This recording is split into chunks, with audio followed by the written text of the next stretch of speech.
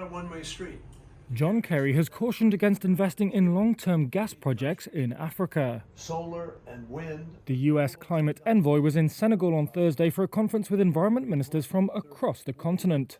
Some of the countries they represent are hoping to tap into recent oil and gas discoveries.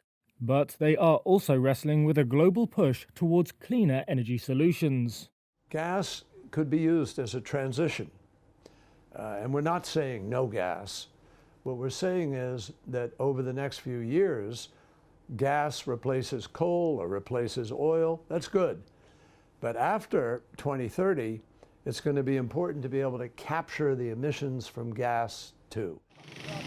African nations argue that they need investments to develop their energy resources, including oil and gas, to power industries and curb energy poverty. They plan to push this message during a UN climate summit in Egypt in November.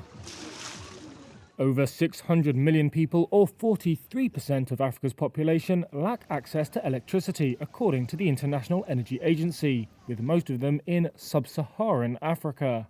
The continent is responsible for just a small fraction of global carbon emissions, but has borne the brunt of the effects of climate change, which has intensified droughts, flooding and cyclones in recent years.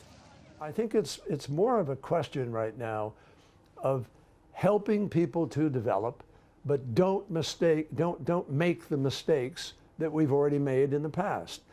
Be as green as possible and help us move forward in a way that will not make the problem worse than it already is.